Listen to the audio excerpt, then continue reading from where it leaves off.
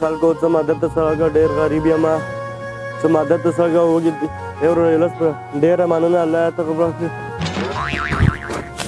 څه قهر والا یې څه شهر باندې شوی دی شابه زونو پورته پورته کېږه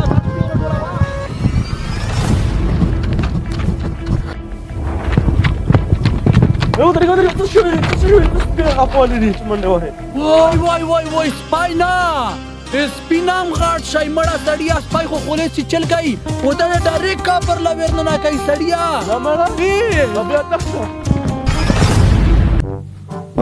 ګوڅه منډه راغوستی یم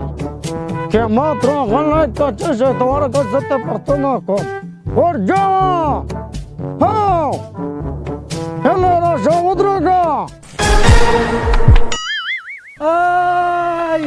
ای واجبه پرېزم چې وویني دا که نه بابا بس ته بور وخلي ورېزم رله پې ګاډه واړه کې مړه ډرون دی سړیا وایي اوس بیا ځان لاس پېله لیدو دا که ته خبر یې ته بابا نه ته خو په تانګه کې راغلی یم وای که نه السلام علیکم السلام علیکم ماشاءالله ماشاءالله زه ماشاءالله دا څه کوې 10 روپۍ شل روپۍ وګټلې تمانچه رانه بس تمانچه نه تمانچه ځه نه اوس خبره وروه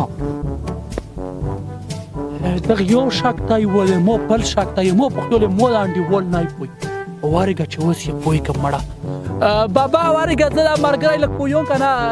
تر اوسه مړه څه شی تو شروع کړی سړیا دا څه بیختې وځه چې بیختې وتلی وي ته خو ویله په پښو پرېوځې څه کار راغورځېدلی ته غل و ډاکو خو نه یی سله بیا منډې ته وایې نظیر بوز دی نظیر بوز دا دوه چشمې یې نه دغه لاس وتا او بس غار کې کړو ته بوی کړو زه خو یې تراسې غار کړم او بس اوس یې تم غار کړې دا خو اسانه طریقه ده هغه څنګه هغه څنګه نه ماشاءالله لکه چې کومه خبره کوي ته ماشاءالله په سړي هغه ماسې پوی که که نه لکه څنګه زه پوی کړم دی منه خطه کې دی پوی روشه حاجي صاحب بس هسې چل دی که نه چې دا کومې منډې تړلې مونږ ووهلې که نه دا څه په موږ پسې بلوګیو یا سپینۍ پسې شوي دا مې تو چشمو سترګو نه ووهلې پوه شوې دا سترګې نه دي بس دا خو دوی هسې هغې پیدا کړي څه ویلی یې نظیر خلک موږ بیرې بعد هم لا سپین ګیری یې که نه نظیر بوز و نظیر بوز خو لا په خپله باندې پاته و چې څه کارنامې کوي نو بس خلک تو سترګو نه بچوي بس کاکا چې کله چې څوک ویني که نه نو به چې څنګه یې وینې شه ماشاءالله لږ بیا یې که نه هسې نه ځکه په محلو کې خلک هم نشته دی چې مو ویني که نه مړه بس کاکا تم